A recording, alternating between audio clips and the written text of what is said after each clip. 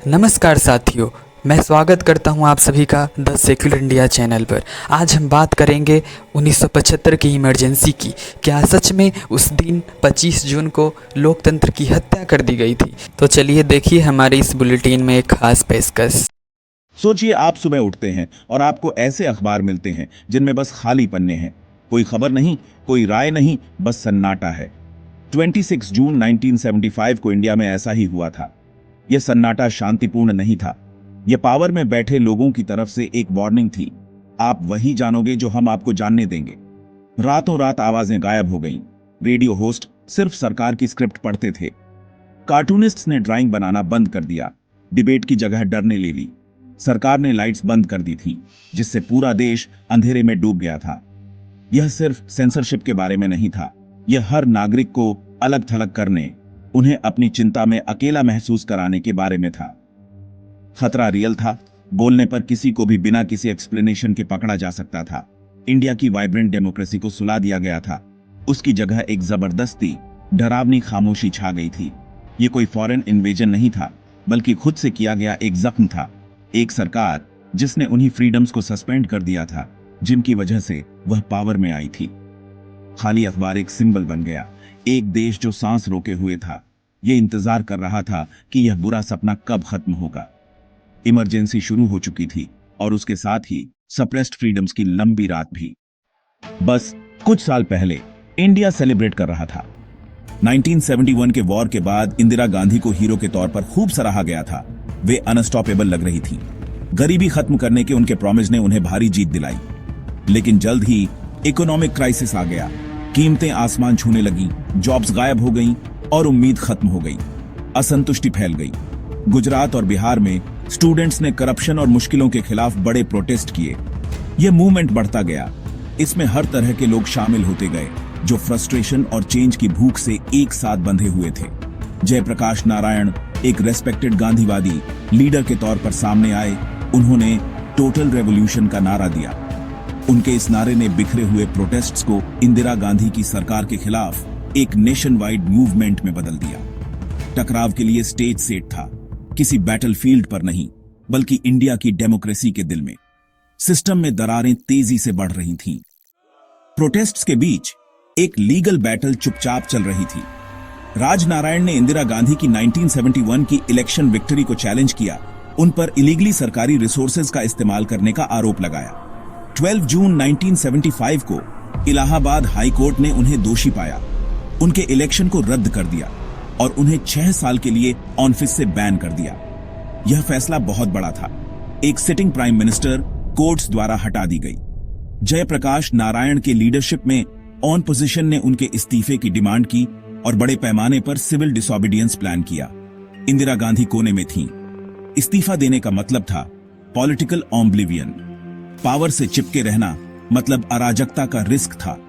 उन्होंने supreme court में appeal की और उन्हें बस एक टेम्परेरी राहत मिली। देश किनारे पर था, सरकार हताश थी। इंदिरा गांधी के लिए प्रोटेस्ट्स असहमति नहीं, बल्कि उन्हें हटाने की एक साजिश थी। अंधेरे में एक बड़ा प्लान आकार लेने लगा। एक नाटकीय मोड़ के लिए स्टेज सेट था।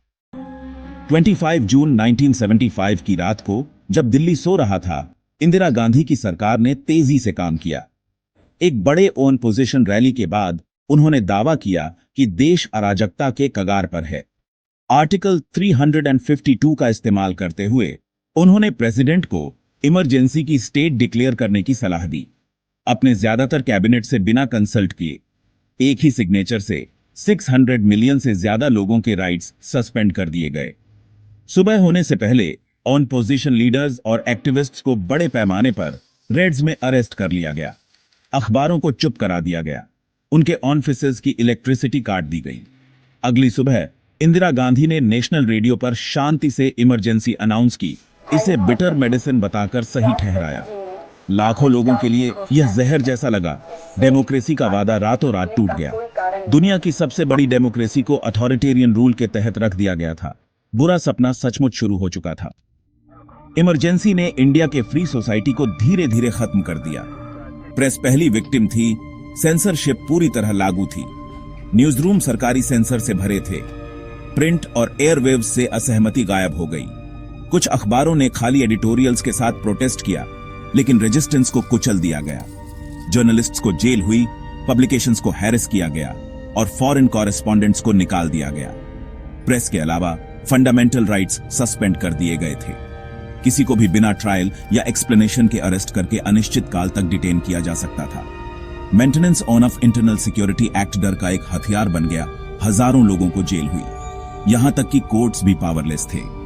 सुप्रीम कोर्ट ने रूल किया कि इमरजेंसी के दौरान नागरिकों के राइट्स छीने जा सकते हैं। कल्चरल लाइफ को दबा दिया गया, एकेडमिक इंस्टीट्यूशंस पर नजर रखी गई और पड़ोसियों ने एक दूसरे से डरना सीख लिया।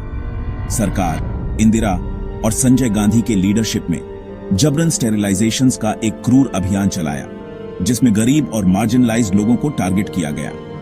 गणतंत्र को एक आज्ञाकारी, डरे हुए राज्य में ढाला जा रहा था। सन्नाटा सिर्फ मीडिया में नहीं था, यह हर घर में, हर बातचीत में था। इंडिया की डेमोक्रेसी घेराबंदी में थी। अंधेरे में भी रेजिस्टेंस बचा रहा। जब लीडर्स को जेल में डाल दिया गया और प्रेस को चुप करा दिया गया, तब भी आम लोगों ने चुपचाप लड़ाई जारी रखी। स्टूडेंट्स, लॉयर्स, एक्टिविस्ट्स और एकेडमिक्स ने सीक्रेट नेटवर्क बनाए। उन्होंने बैन किए गए पैम्फलेट्स प्रिंट और डिस्ट्रीब्यूट के सच्चाई को जिंदा रखने के लिए अरेस्ट होने का रिस्क लिया। जयप्रकाश नारायण जेल से भी मूवमेंट के मोरल सेंटर बने रहे। उनके वर्ड्स, जो बाहर तस्करी कर लाए गए थे, ने उम्मीद जगाई। रेजिस्टेंस साहस का एक मौजिक था, नॉन वायलेंट प्रोटेस्ट, तोड़फोड़ के एक्ट्स और आर्ट जिसने सेंसरशिप को चुनौती दी। बैन की गई फिल्म किस्सा कुर्सी का कल्चरल रेजिस्टेंस का सिंबल बन गई। शासन लोगों को कैद कर सकता था, लेकिन आजादी के विचार को नहीं। डेमोक्रेसी की भावना कायम रही, अपने पल का इंतजार करती रही। 19 महीने बाद इंदिरा गांधी ने मार्च 1977 के लिए इलेक्शन अनाउंस करके देश को हैरान कर दिया। ओवर कॉन्फिडेंस से हो या प्रेशर से, उन्होंने यह दांव खेला कि लोग उन्हें सपोर्ट करेंगे। यह अनाउंसमेंट ताजी हवा का झोंका था। ऑन पोजीशन लीडर्स को रिहा कर दिया गया और उम्मीद लौट आई।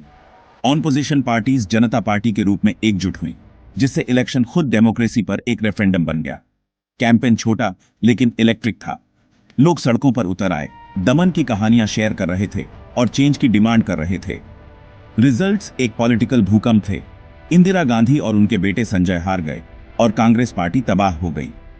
जनता पार्टी पावर में आ गई। इंडिया के वोटर्स, जिनमें से कई गरीब और अनपढ़ थे, ने अथॉरिटेरियनिज्म को रिजेक्ट कर दिया था और डेमोक्रेसी को रिस्टोर कर दिया था। अंधेरा छत गया, एक नई सुबह आ गई थी। लोगों ने अपनी आवाज वापस पा ली थी। इमरजेंसी का एंड इंडिया की डेमोक्रेटिक स्पिरिट के लिए एक जीत थी, लेकिन यादें धुंधली पड़ जाती हैं। उन 21 महीनों को भूलना डेंजरस है। डेमोक्रेसी नाजुक है और उसका इरोजन अंदर से हो सकता है। इमरजेंसी ने दिखाया कि फ्रीडम्स कितनी आसानी से खो सकती हैं और क्यों चेक एंड बैलेंस, एक इंडिपेंडेंट जुडिशियरी, फ्री प्रेस और विजिलेंट ऑन पोजीशन जरूरी है। इसने आम नागरिकों की पावर भी साबित की। स्टूडेंट्स, लॉयर्स, जर्नलिस्ट्स और वोटर्स जिन्होंने फ्रीडम के लिए स्टैंड लिया। असहमति एंटी नेशनल नहीं है, ये डेमोक्रेसी की लाइफ ब्लड है। आइए हम उन खाली अखबारों, आधी रात की खटखटाहटों और उन लोगों के साहस को याद रखें जिन्होंने रेजिस्टेंस किया। याद रखना हमारा ड्यूटी है, अपने लिए और फ्यूचर जनरेशंस के लिए। 1975 का अंधेरा हमें हमेशा हमारी शोरगुल वाली कीमती डेमोक्रेसी को संजोने और उसे डिफेंड करने की याद दिलाना चाहिए।